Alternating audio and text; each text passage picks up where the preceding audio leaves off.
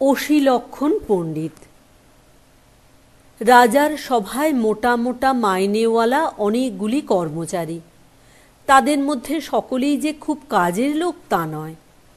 দু চারজন খেটে খুঁটে কাজ করে, আর বাকি সবাই বসে বসে মাইনে খায়।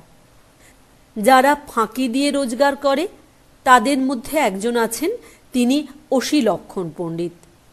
তিনি রাজার কাছে এসে বললেন, তিনি অসিলক্ষণ অর্থাৎ তলোয়ারের দোষগুণ বিচার করতে জানেন। অমনি রাজা বললেন, উত্তম কথা, আপনি আমার সভায় থাকুন, আর রাজ্যের যত তলোয়ার আপনি তার লক্ষণ বিচার করবেন।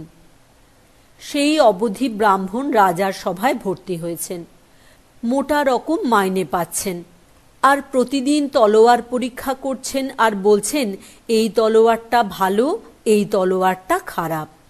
ভারী কঠিন কাজ। কত তলোয়ার ঘেঁটে ঘুঁটে দেখে আর শুঁকে চটপট তার বিচার করছেন। তাঁর বিচারের নিয়মটি কিন্তু ভারী সহজ। তলোয়ার এনে যখন তাঁর হাতে দেওয়া হয় তখন তিনি সেটাকে শুঁকে দেখেন। তলোয়ার যারা বানায় তারা তলোয়ারের গায়ে তাদের মার্কা এঁকে দেয়, তাই দেখে বোঝা যায় কোনটা কার তলোয়ার। পণ্ডিত মহাশয় শুঁকবার সময় সেই মার্কাটুকু দেখে নেন। যাদের উপর তিনি খুব খুশি থাকেন, যারা তাকে পয়সা টয়সা দেয় আর খাইয়ে দাইয়ে তোয়াজ করে, তাদের তলোয়ার দেখলেই তিনি নেড়ে চেড়ে টিপে টুপে বলেন, খাসা তলোয়ার, দিব্যি তলোয়ার, 1000 টাকা দামের তলোয়ার। আর যাদের উপর তিনি চটা, যারা তাকে ঘুষও দেয় না, খাতিরও করে না, তাদের তলোয়ার যত ভালোই হোক না কেন তাঁর কাছে পার পাবার জো নেই। সেগুলি হাতে পড়লেই তিনি অমনি একটু শুঁকেই নাক সিটকিয়ে বলে ওঠেন, অতি বিচ্ছিরি, অতি বিচ্ছিরি, তলোয়ার তো নয়, যেন কাস্তে গড়েছে। এমনি করে কত ভালো ভালো কারিগর কত চমৎকার চমৎকার তলোয়ার বানিয়ে আনে, কিন্তু বিচারের গুণে তার 2 টাকাও দাম হয় না। এর মধ্যে একজন ওস্তাদ কারিগর আছে। সে বেচারা মন প্রাণ দিয়ে এক একখানি তলোয়ার গড়ে, আর বিচারক মশাই দূর দূর করে সব বাতিল করে দেন। এই রকম হতে হতে শেষটা কারিগর গেল খেপে।